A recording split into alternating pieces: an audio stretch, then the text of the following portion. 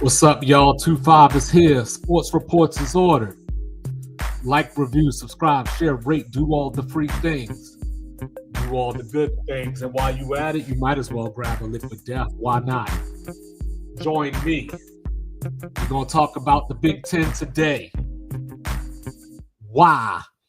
Because the Maryland AD was on a radio show today, and he was talking about, hey, we're going to expand. Not necessarily in those words, but he was asked, in 5 years or so, how many teams will be in the Big Ten? And his answer was 20, which, of course, you would look back at it and say, well, there's 18 teams right now, right? So something is up in the air. So this report came out a few weeks ago, of course, about how the SEC was going to go after North Carolina. Well, I think the Big Ten wants North Carolina too. North Carolina is some promised state. Now, I know that football drives the bus, but when you get a basketball brand like that, I mean, the name alone rings bells, right? And it's got to come with some kind of money. Maybe not football money, but some money. So then you look around the landscape. 2031 is when the Big Ten's big contract runs out. The SEC, a little bit after. And 2028 and 2029 become a little interesting because, those ACC grant of rights that everybody's been talking about for the last few years, they reworked that deal. And now 2031 or so, the ACC schools can kind of get out of the conference with no penalty. Okay. So where does that leave us now? The payout that they have to give up to move goes down every single year. So around 2028 or so, what was 500 million might be closer to 100 million. So that's just good business. I'm going to stick around with you until I can't anymore. So what is the Big Ten looking for? There's a couple of things. If we think about the Big Ten going back of all the moves they made, whether it was Rutgers, whether it was Maryland, whether it was any of these California schools in Nebraska, right? Like a lot of it was based on AAU affiliation, and some of it was based on being in a state that's contiguous to the rest of the Big Ten states. For example, Rutgers being in New Jersey, right on, next to Pennsylvania, Maryland right below it. So, of course, that gets blown out the window when you add those Pac-12 schools, but AAU status matters. So I was trying to come up with a list of teams that I think would be viable, that the Big Ten could and should, because some of these teams they won't be interested in, but these are the teams that I think that they should be interested in, right? So taking it from the top, we already talked about North Carolina, but if you want to keep that contiguous rule in place, you have to bring Virginia into the fold. These are two states that the Big Ten are not currently in. So now you start talking about TV deals, TV markets. Remember, I said 2028, 2029. That deal is up in 2031. So you bring these teams in around that time so you can start working those TV deals behind closed doors before they get announced to kind of see what the valuation would be. Right now it's at $7 billion. Yeah, would it be? So, you can talk about that. And they bring great basketball with them. Not so much Virginia this past season, but they're only a few years removed from a national title. So when you look at it, you say football drives the bus, but the Big Ten has basketball programs like Michigan State, Purdue, Michigan, Wisconsin, so on and so forth.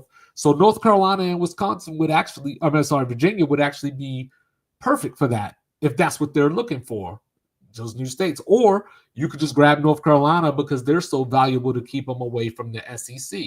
But let's just say North Carolina is not in play. You got FSU and Miami potentially. FSU is an AAU. Miami is. So Miami would have the leg up in that kind of scenario with the Big Ten. It would the SEC want FSU? What are they providing that don't get from the Gators, besides not sucking? But we'll get back to that another time. So I was making a list of the schools in these conferences that are AAU. And I factored in the Big 12 as well, because there's some Big 12 states close by. You look at Nebraska, for example, Kansas, Colorado, Utah, in that general area. Utah brings the football success, but not necessarily the AAU, or what are they going to be in a few years, right? Because it's not about now, it's what can I see in the future. And Kyle Whittingham's retiring probably after this year. So Utah, we don't know what Utah is going to be in 5 years. So I was thinking Colorado, not just because of Coach Prime, because I don't know if Coach Prime is going to be there in 5 years. But what I do know is that they bring a market with them. The Denver market, one of the biggest markets in the country. We know it's a football crazed area just by the Broncos. You got Colorado State up the road. So Colorado can create an even bigger gap between their rival. Then you got Kansas. I already brought them up. The basketball, the Jayhawks, the tradition, the heritage. They don't bring St. Louis per se. Even though it's in Missouri, Missouri's in the SEC, but could Kansas grab some of that market and Kansas City and bring that to the Big Ten with them?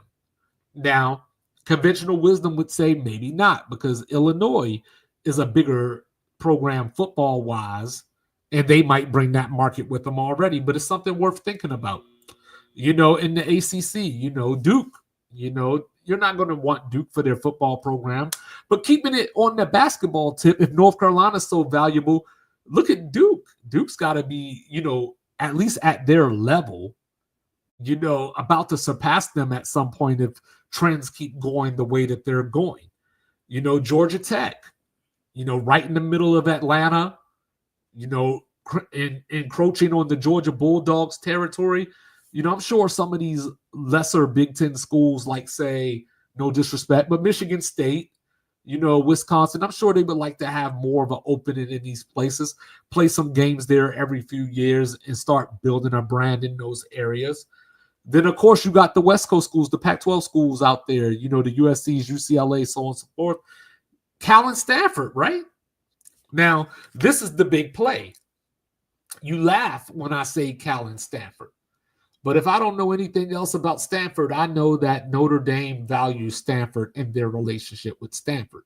I know that the Big Ten values Notre Dame and has been trying to get them for the longest of times. So Notre Dame isn't going to join a conference. They're happy where they are, making the money that they make. But if this super conference is going to happen, Notre Dame might have a choice to make. Because you got me and Mr. Logical talk about this all the time, AFC, NFC style. Notre Dame's got to fit in somewhere, because if I'm one of those two conferences, there ain't no independence in this setup, right? And Notre Dame's not going to say, well, you know what? We'll give up all the extra money, the playoffs, like all that. They can say that now because there's not an incentive or any leverage. But if that's major college football at its finest, you can't have it without Notre Dame. Notre Dame is going to want to be there.